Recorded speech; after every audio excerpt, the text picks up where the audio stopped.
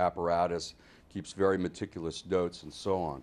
I think it's very important to realize that activists had to go into state security buildings and to draw attention to the fact that the records are still there. There needs to be an effort made by the current government to safeguard these documents so that they can be used in the future, but also so that particular records that are relevant to something that is maybe ongoing, like in the counterterrorism fight or something like this, that does not involve torture, but that is in the current period, probably needs to be safeguarded, as well as personal information. So I think this needs to be thought out a little bit. Yeah, I mean, that's an important point you make, Theodore, because Hisham Safi Eldon in Cairo also underlines that point. I mean, many people will say that the counter-terrorism part of state security perhaps is serving the country well. So should that part of it be preserved in the future, do you think? Well, I think that I mean, this gets into archival research and so on. I think it is important, and I do take the point that a lot of the activists from the 90s and so on were converted because of torture.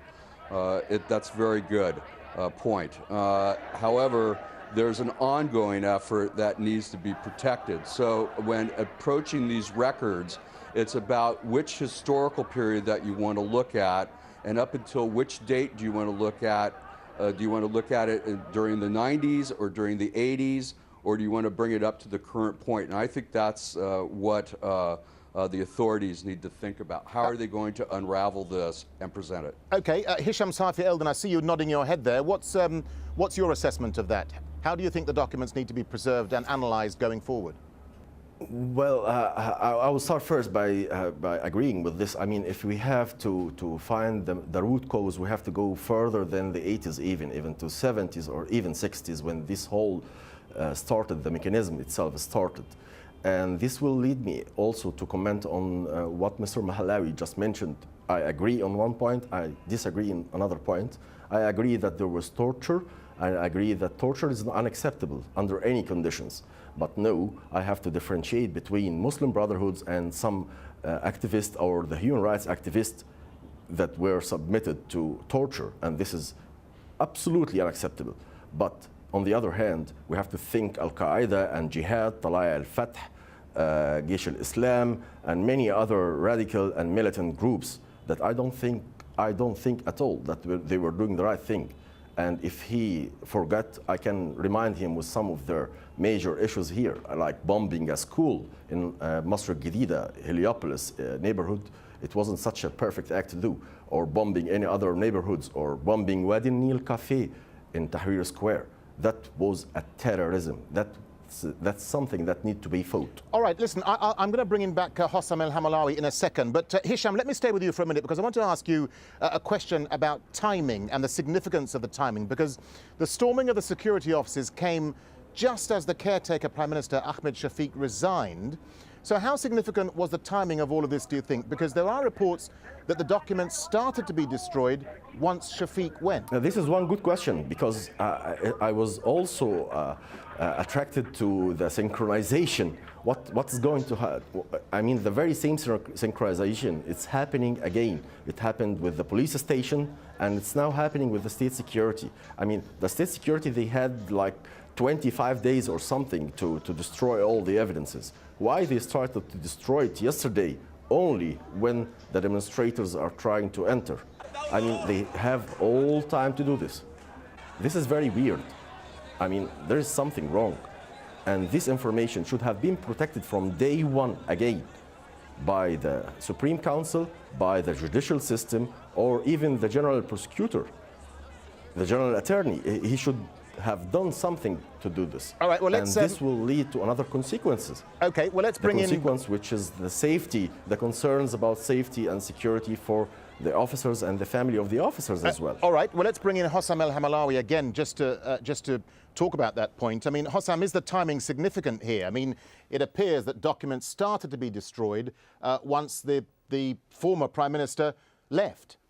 It's not a coincidence. Well, first we have to be clear. We didn't really know much about what was going on inside those state security facilities following the Friday of Anger, January 28th. And that's when the Interior Ministry pulled its troops off the streets. So maybe actually the destruction of some of those documents had already started by then. But I'm sure that such process accelerated on an unprecedented scale as soon as Prime Minister Shafiq fell. Why? Because state security got totally insecure, and they felt that their protection within the regime circles is being eroded bit by bit.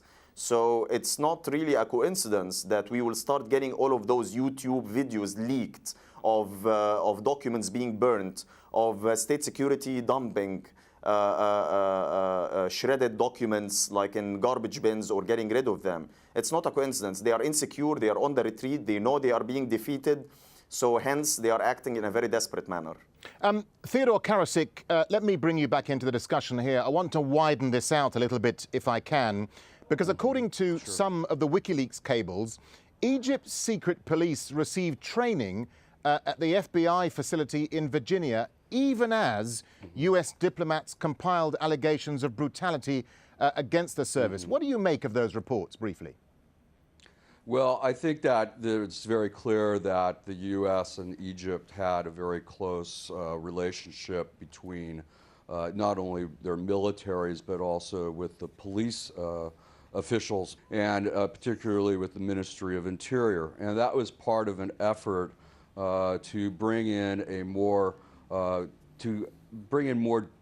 democratic values, if you will, and to make a professional police force. This is part of what the U.S. Is trying to do.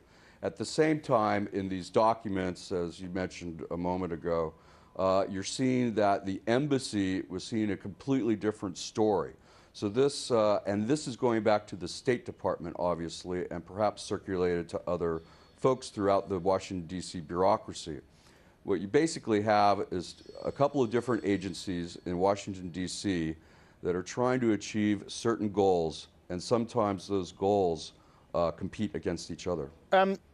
Hisham Safi Eldon, I mean, that's an important point about this issue here of the collaboration between the American and the Egyptian intelligence and security services. But there are reports compiled by, I think it's Amnesty International, that terror suspects under the Extraordinary Rendition Program were brought to Egypt. They were allegedly tortured.